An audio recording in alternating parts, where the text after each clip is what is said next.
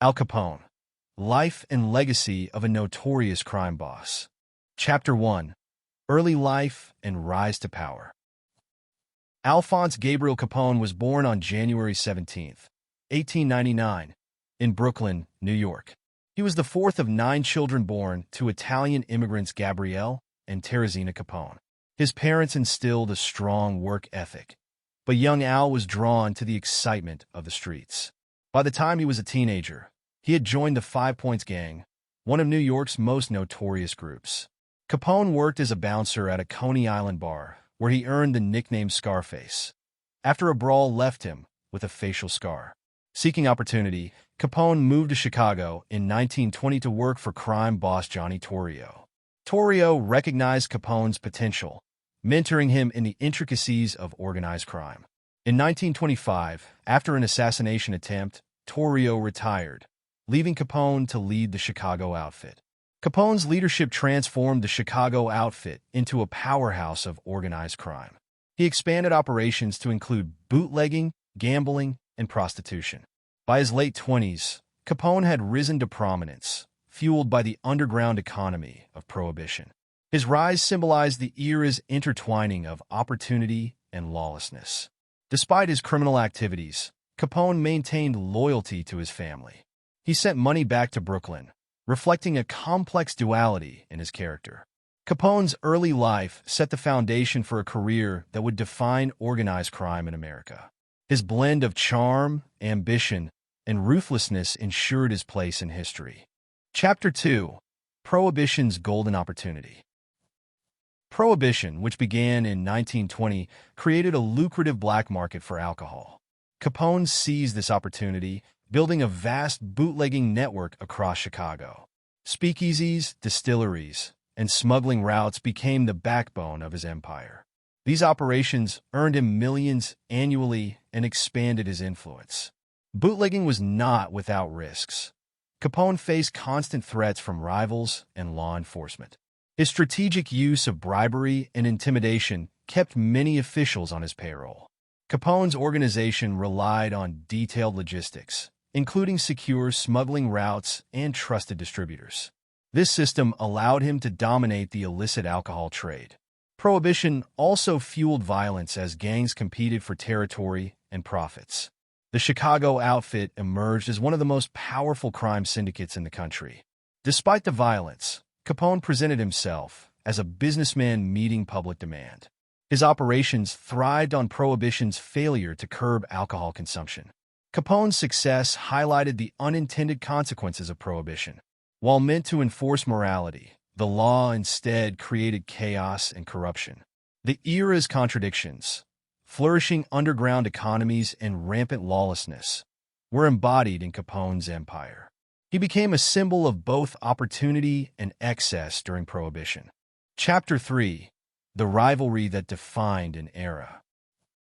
Capone's rise brought him into direct conflict with rival gangs, particularly the North Side Gang, led by Bugs Moran. Their violent turf wars turned Chicago into a battleground. The St. Valentine's Day Massacre in 1929 was the culmination of this rivalry. Disguised gunmen executed 7 North Side members in a brutal ambush. This massacre shocked the nation, exposing the extent of gang violence during Prohibition. It cemented Capone's reputation as the most feared gangster in America.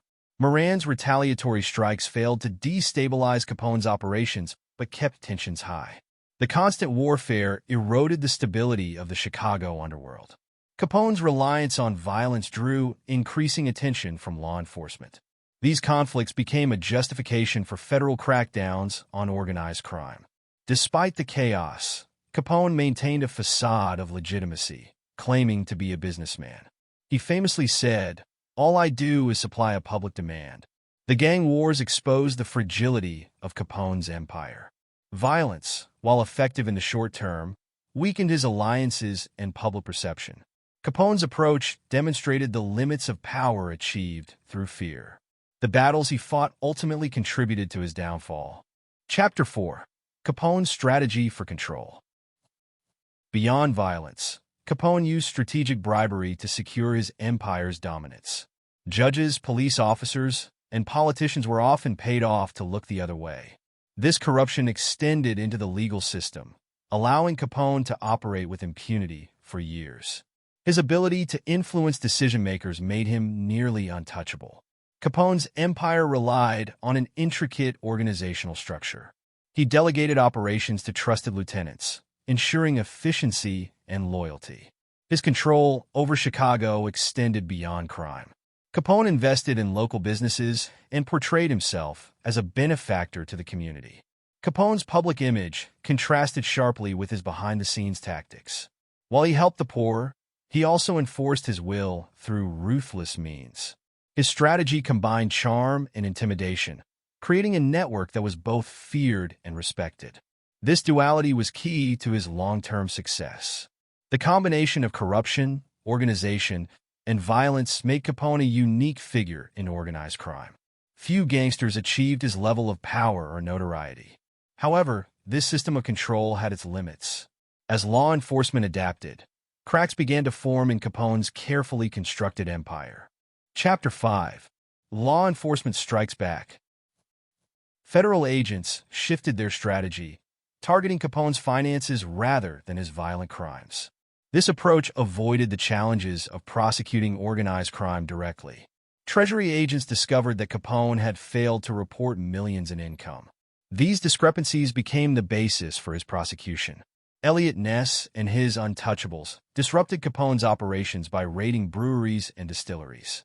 Their actions weakened his control over the illegal alcohol trade. Ness's incorruptibility contrasted sharply with the widespread corruption in Capone's network. This integrity rallied public support for law enforcement's efforts. In 1931, Capone was convicted of tax evasion and sentenced to 11 years in prison.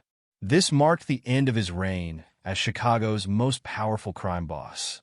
The trial was a significant victory for federal agents and a turning point in the fight against organized crime. It demonstrated the effectiveness of targeting financial crimes.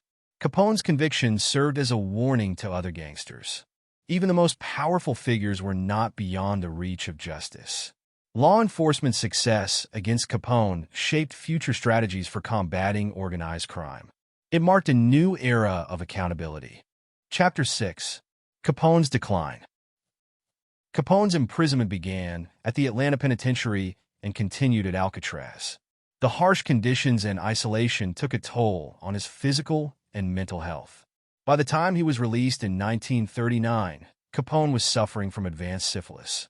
His decline rendered him a shadow of his former self. Capone retired to his mansion in Palm Island, Florida, living a quiet life with his family. He avoided the spotlight, far removed from his days of power and influence. On January 25, 1947, Capone passed away at the age of 48. A heart attack and complications from syphilis marked the end of his tumultuous life. His death symbolized the fragility of criminal empires built on violence and corruption. Even the most powerful figures could not escape their eventual downfall. Capone's story became a cautionary tale about the dangers of unchecked ambition. His life reflected the consequences of pursuing power at all costs. Despite his decline, Capone remained a figure of fascination. His story continues to capture public imagination as both a warning and a legacy. The passing of Capone marked the close of an era in organized crime. His name remains synonymous with the chaos and excess of Prohibition. Chapter 7. Legacy of Prohibition and Capone. Prohibition created a fertile ground for organized crime, with figures like Capone exploiting its opportunities. The unintended consequences of this law reshaped American society. Capone's empire epitomized the corruption and violence that flourished during this era. Bribery, intimidation, and murder became tools of his trade. The repeal of Prohibition in 1933 did not erase its impact. The lessons learned from this period influence future approaches to crime and governance. Al Capone's life and crimes have been immortalized in books, films, and documentaries. His story remains a symbol of the darker side of the American dream. Hollywood depictions, such as The Untouchables, have shaped public perceptions of Capone. These portrayals often blur the line between fact and fiction. The St. Valentine's Day Massacre remains one of the most infamous events tied to Capone's name. It serves as a grim reminder of the violence that defined his reign and the price of pursuing power at any cost. Today, Al Capone remains an enduring figure in American cultural and historical memory. Share your thoughts in the comments. For more history, subscribe, like, and share.